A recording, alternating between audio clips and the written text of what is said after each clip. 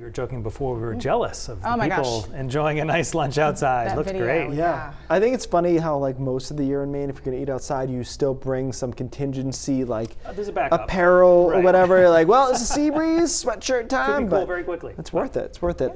Today turned out pretty nice, I felt like. It did. It was, we got a little bit more sun in the afternoon. You can see the satellite picture, the cloud cover was eroding later in the day. So we were in and out of the clouds, I'd say, about through the middle of the day, but after that we seemed to do better and there's fewer clouds around. They were the higher thin variety. And we're still doing really well. 64 in Bangor and Millinocket right now, 62 in Caribou. The spots that have cooled down, no surprise, along the immediate coastline, 56 in Portland, 56 in Wiscasset, 58 in Rockland. So that's all just onshore flow, sea breezy stuff that we're going to live with through most of May, typically, where we get that onshore flow kicking in the afternoon. Tonight, partly cloudy to mostly cloudy, depending on your location. About 40 to 45. Obviously, it's not all that cool tonight. And tomorrow, I do think there's a slightly thicker deck of clouds that comes in to down east and northern Maine through the morning hours. And so we're probably struggling a little bit more than today to get those sunny breaks in there. That being said, I think we'll see some, and I think this model has been tending to overdo the cloud cover. Pretty much every day this week it's done that. So something to note going forward, where I think we'll see some sunny breaks out there tomorrow afternoon. Temperatures mid to upper 50s. I don't anticipate we'll see as many 60s, and certainly not the mid 60s that we popped today across central and northern Maine. Then we're cloudy overnight tomorrow night. It's in the mid 40s all night, really, really flat.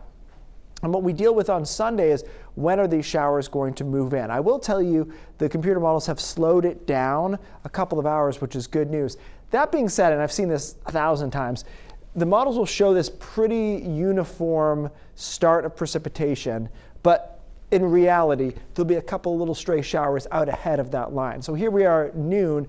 Looks like the whole state is dry. Wouldn't shock me if a couple of sprinkles got into Oxford County at that point. But for most of us, we're talking about the afternoon into the early evening when this rain arrives. And it will be really just a period of light rain into the early morning hours on Monday, and then we pick it back up Monday afternoon, which actually looks great. Monday afternoon, Tuesday look really nice. Upper 60s, low 70s, and then we get back into a front mid to late next week. And you can see that pop up Monday and Tuesday, and then back down into the mid 50s.